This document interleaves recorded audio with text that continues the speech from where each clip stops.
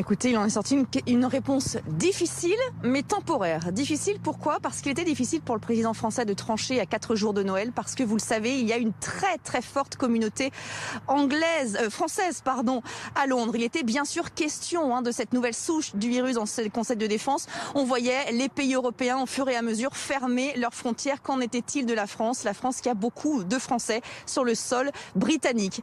Quelle décision a été prise? Eh bien tout simplement de couper toutes les liaisons à partir de ce soir minuit, maritime, ferroviaire, routière, passagers et marchandises. Mais attention, uniquement pour les 48 prochaines heures. Pourquoi ce délai? Eh bien, deux raisons à cela. Tout d'abord, Emmanuel Macron, tout comme Angela Merkel et l'Espagne également l'avaient demandé, souhaitait une réponse coordonnée à l'échelle de l'Union européenne. Ce délai de 48 heures va donc permettre de mettre en place cette coordination. Et puis, la deuxième raison, elle est celle que je vous indiquais tout à l'heure, cette très grande communauté de Français sur le sol anglais. Il n'était pas question de les priver de Noël à 4 jours du réveillon.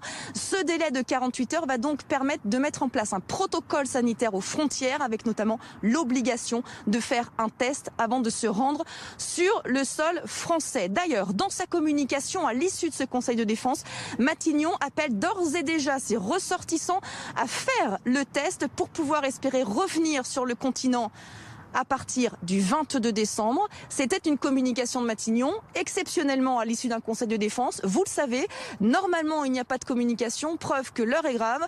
À l'issue de ce Conseil de défense tout à fait exceptionnel, vous l'avez dit, encore avec ce président Emmanuel Macron toujours malade, toujours isolé à la lanterne, et le Premier ministre, lui, toujours isolé à Matignon. Décidément, le virus ne quitte pas l'actualité.